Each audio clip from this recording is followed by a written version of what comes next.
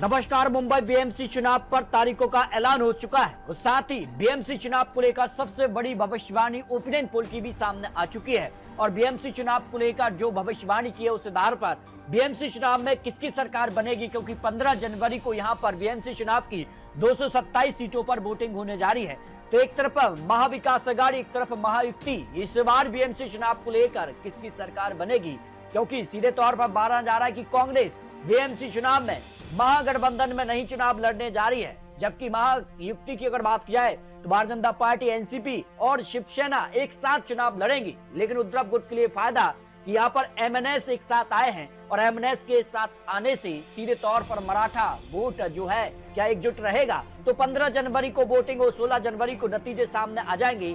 BMC चुनाव 2026 शुरुआत होने जा रही है और 2026 की शुरुआत आखिर किसके पक्ष में रहेगी, क्योंकि 2026 में कई राज्यों में विधानसभा चुनाव होने हैं और बीएमसी चुनाव के साथ 28 नगर निगम में भी यहां पर चुनाव होने जा रहे हैं और यहां पर करीब 3.48 करोड़ वोटर्स यहां पर बात की जाए तो बीएमसी चुनाव में इस बार वोट डालेंगे। लेकिन किसके पक्ष में डालेंगे, इसको लेकर सबसे बड़ी भविष्यवाणी ओपिनियन पोल की भी सामने आ चुकी है। बीएमसी चुनाव को लेकर इस बार उद्धव ठाकरे और भारतीय जनता पार्टी में सीधी टक्कर दिखाई दे रही है, लेकिन किसका साथ कौन देगा ये काफी महत्वपूर्ण है, क्योंकि गठबंधन का स्वरूप यहाँ पर बीएमसी चुनाव की जो तकदीर है वो तय करेगा। लेकिन उद्धव ठाकरे के लिए फायदा कि एमएनएस राज ठाकरे उद्धव ठाकरे के साथ चुनाव लड़ने जा रहे हैं, लेकिन कांग्रेस अलग चुनाव लड़ने जा रही है। बीएमसी चुनाव को लेकर जो बड़ी खबर सामने आ रही है, तो बीएमसी चुनाव को लेकर क्या कुछ आंकड़ा है, क्योंकि 2017 में जो लास्ट बीएमसी चुनाव था उसमें शिवसेना सबसे बड़ी पार्टी बनी थी और उद्धव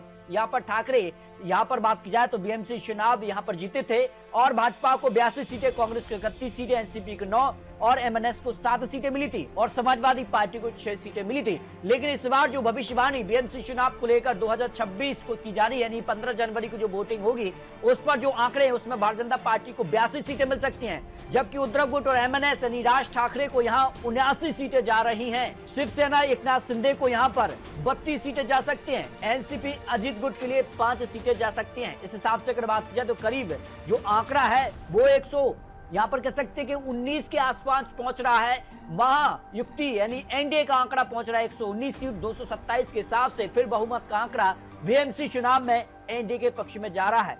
अगर यहाँ पर उद्धव ठाकरे और यहाँ पर बात की जाए तो जो एमएनएस है को अगर 79 सीटें, कांग्रेस की 19 सीटें मिला भी जाएं और अन्य की 10 सीटें, तब भी यहाँ पर बात की जाए महाविकास अघाड़ी पीछे नजर आ रहा है।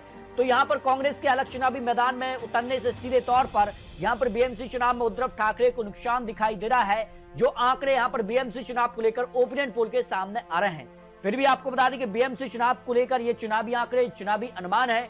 बीएमसी चुनाव में अगली सरकार किसकी बनेगी, महाविकास अघाड़ी या फिर महायुति, इसको लेकर आप रख सकते हैं। बहुत जल्द आपको यहाँ पर कई मुद्दे, जो मुद्दों पर चुनाव होंगे और कई आंकड़े यहाँ पर दिखाने जा रहे हैं। बीएमसी चुनाव के नए ओपिनियन पोल के आंकड़ों के हिसाब से बीएमसी चुनाव में किसकी सरकार बन सकती है, इसको लेकर आप रखिए। मिलते हैं और लेटेस्ट और नए आंकड़ों के साथ, तब तक के लिए जय हिंद, जय भारत।